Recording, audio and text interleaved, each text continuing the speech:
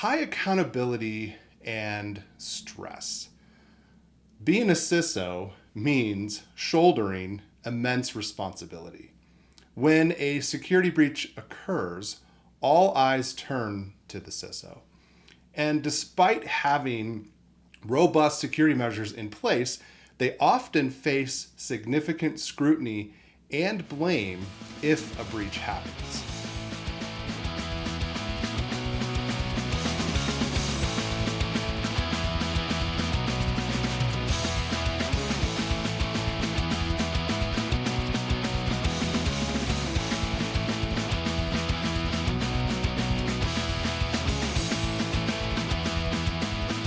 Hey everyone, I'm Brad Bussie, Chief Information Security Officer at E360.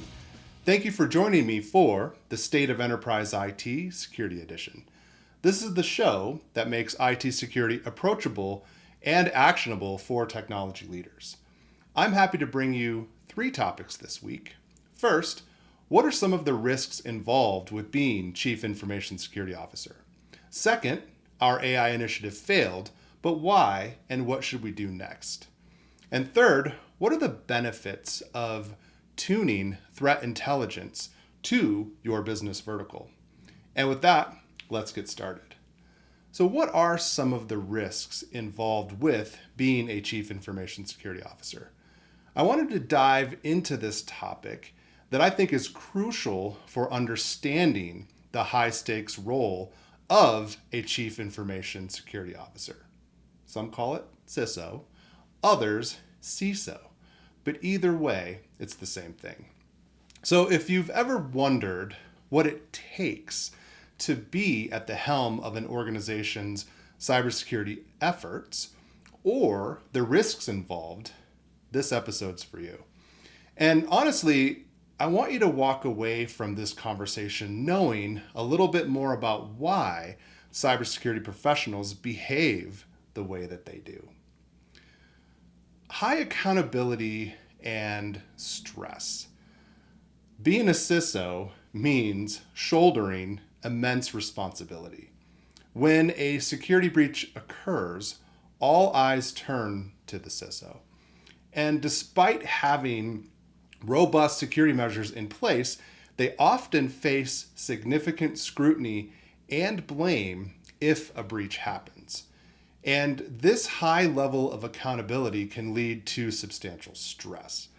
Imagine being on high alert 24/7, constantly thinking about potential threats and vulnerabilities.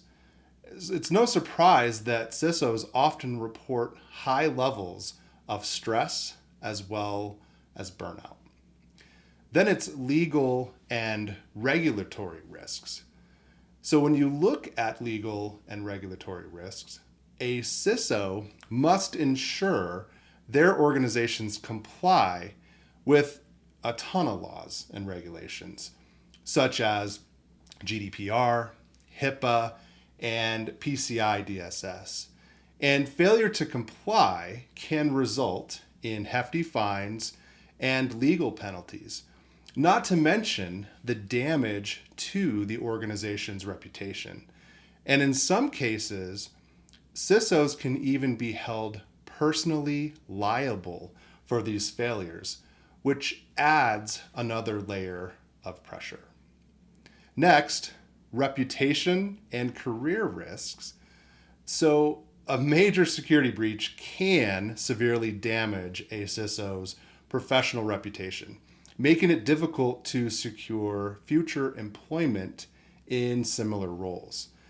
The average tenure of a CISO is actually relatively short, often due to the high stakes nature of the job and the rapid evolution of cybersecurity threats. This constant change and the need for up-to-date knowledge really makes the job stability a significant concern. The evolving threat landscape. The cybersecurity landscape is continually evolving. New threats and vulnerabilities emerge regularly, requiring CISOs to stay ahead of the curve. And this includes dealing with sophisticated attacks from highly skilled adversaries, And this is often known as advanced persistent threats. And the dynamic nature of these threats makes the role just incredibly challenging and demanding. We are often resource constrained. So resource constraints are a pretty big challenge, and often CISOs must work with limited budgets, making it difficult to implement necessary security measures. And additionally, the cybersecurity industry faces a notable talent shortage. Finding and retaining skilled professionals to manage and secure the organization's IT environment can be an uphill battle. Then there's internal challenges, and they're pretty prevalent. So implementing effective security measures often requires cross-departmental cooperation. And resistance or lack of support from other departments can impede a CISO's efforts. CISOs must balance the need for robust security controls with the organization's operational and business goals. So overly stringent controls can disrupt business processes, while lax controls can increase risks. And then incident response and crisis management, really developing and maintaining an effective incident response plan is crucial. And during a security incident, the CISO must lead the response efforts, which can be highly stressful and time sensitive. So effective communication with stakeholders, including the board of directors, employees, customers, and regulators, is critical during and after a security incident. So poor communication can make the incident's impact that much worse. Now, the role of the CISO has significant challenges and risks, requiring a high level of expertise, resiliency, and strategic thinking. But despite these risks, the CISO is vital in safeguarding an organization's information assets and ensuring a strong security posture. Now, second topic, our AI initiative failed, but why? And what should we do next? So I wanted to explore why so many AI initiatives in organizations are failing, particularly from a security and data security perspective.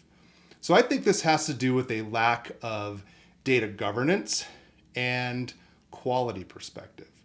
So really, one of the primary reasons AI initiatives stumble is poor data quality and overall governance. I mean, AI systems rely heavily on high quality data, really just to function correctly. And when data is incomplete, inconsistent, or inaccurate, the AI models produce unreliable results. And many organizations lack proper data governance frameworks. So without clear policies and procedures for data handling, these AI projects are doomed from the start. Imagine building a house on a shaky foundation. It's bound to collapse. Now, inadequate security measures. Next, we have insufficient security controls. AI systems, by their nature, introduce new vulnerabilities. And without robust security measures like proper access controls, encryption, and continuous monitoring, these systems become prime targets for cyber attacks. And third-party risks really can't be ignored.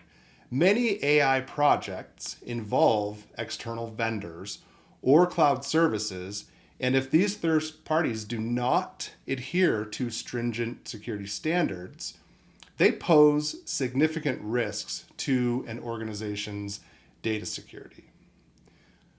Complexity of AI models. AI models, particularly deep learning models, are often complex and opaque. This complexity makes it challenging to identify and mitigate security vulnerabilities. AI systems are susceptible to adversaries, where malicious actors manipulate input data to deceive the system. So, defending against such sophisticated attacks really requires specialized knowledge, which many organizations might actually lack. Then we come to regulatory and compliance challenges. So, compliance with data protection regulations like GDPR and CCPA, it's a significant hurdle.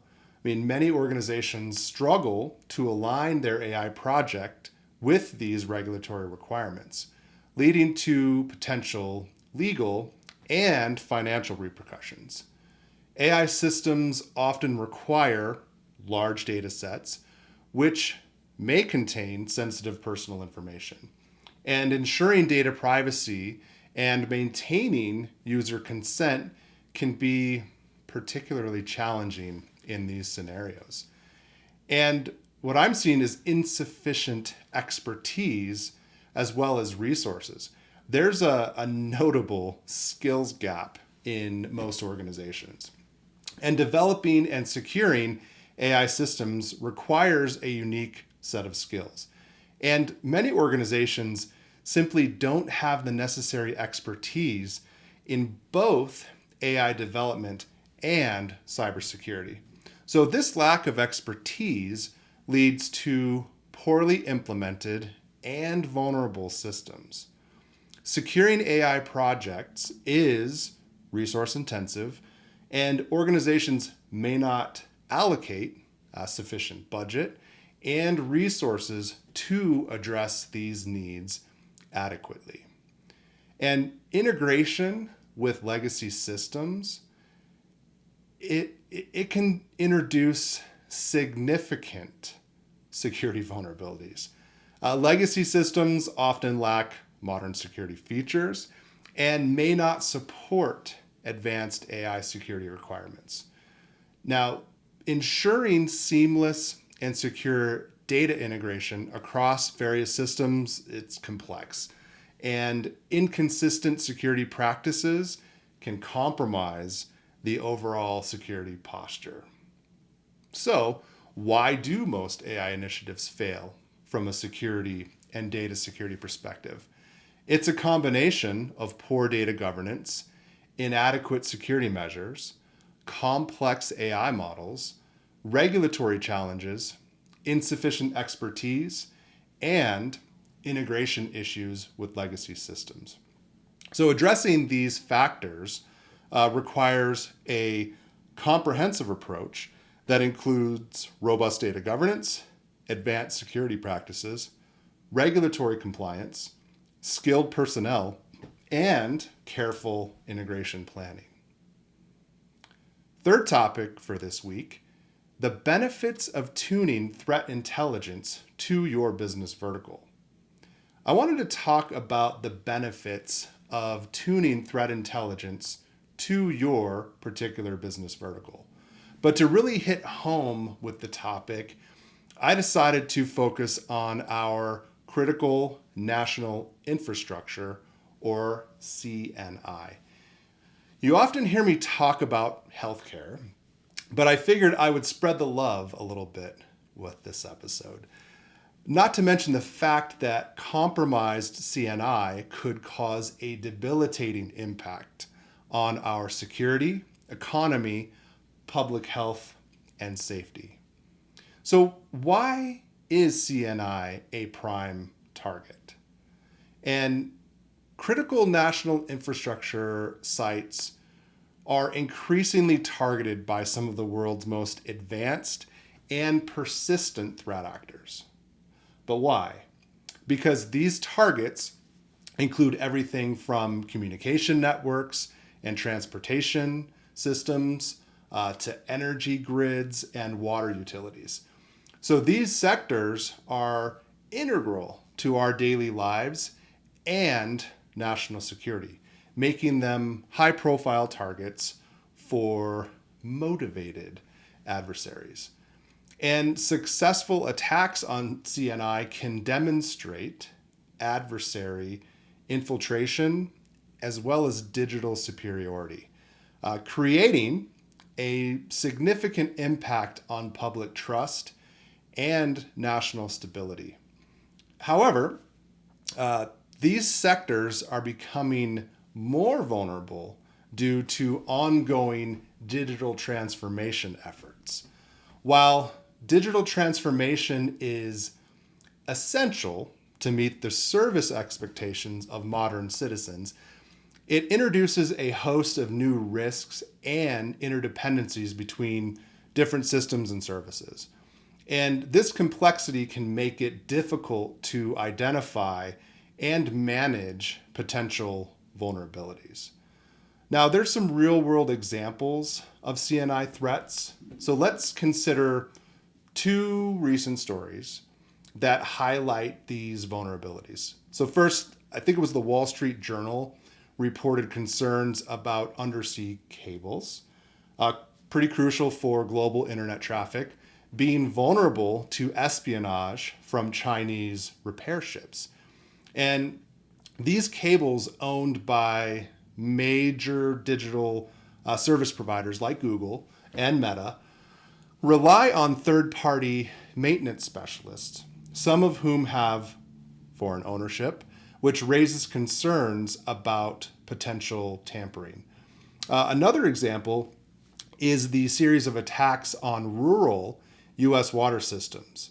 And these are attributed to threat actors backed by Russia and Iran. And these incidents illustrate the broad range of CNI sectors at risk and the global nature of the threat. So, adding to these concerns, state-sponsored Chinese hacker group, I'm not going to say their name, infiltrated CNI networks across multiple sectors, including communications, energy, transportation, and water systems. So this infiltration went undetected for more than 5 years, shifting from typical intelligence gathering to potentially preparing for major infrastructure attacks. Now, the impact of cyber attacks on CNI can cause widespread disruption with serious consequences for citizens and the economy. For instance, an attack on a power grid or water supply can disrupt essential services, endangering lives and eroding public confidence. And economically, such interruptions can lead to substantial financial losses as well as supply chain disruptions. Equally important is the impact on national security and the country's reputation. Even if an infiltration is eventually discovered, the fact that it happened and remained undetected for so long can undermine trust in the affected sectors and suggest adversely digital superiority. Now, challenges in protecting CNI. Protecting CNI is really challenging for several reasons. One major issue is legacy technology integration. Physical infrastructure like water, gas, and electricity networks existed long before the digital age. And as technology networks were mapped onto these infrastructures, many now rely on aging industrial control systems, as well as supervisory control and data acquisition systems. Efforts to link these with modern cloud-based controls and IoT monitoring, they've introduced new vulnerabilities. For example, addressing a vulnerability in legacy SCADA systems can be difficult without disrupting operations, really leaving a window of opportunity for adversaries. To protect CNI effectively, it's crucial to understand your adversary. Different sectors face different threats, and the tactics, techniques, and procedures used by adversaries vary. For instance, the group that I wasn't going to say their name, really deviation from typical intelligence gathering methods indicated a potential shift towards planning major attacks. And to tune your systems for enhanced protection, I want you to consider some tips. So, establish the context. Understand your environment's inherent vulnerabilities, regulatory constraints, and available resources. Gain situational awareness. Integrate vulnerability data from across your entire infrastructure, including cloud, on-premises, IoT, mobile, and legacy systems. Consolidate and filter intelligence feeds. So use the context and data to filter out noise and prioritize threats with the highest impact and severity. Move from reactive to proactive. So with a stronger understanding of your adversary, start proactively hunting for evidence of their operations. So in conclusion, by tuning threat intelligence systems, C&I providers can better understand and respond to the escalating threat environment. So this proactive approach can significantly strengthen your security posture against increasingly sophisticated adversary. So that's all for today's episode of the State of Enterprise IT Security Edition. If you found this discussion valuable, don't forget to subscribe and share it with your network. Stay tuned for more insights into critical issues shaping the world of cybersecurity. And until next time, stay safe.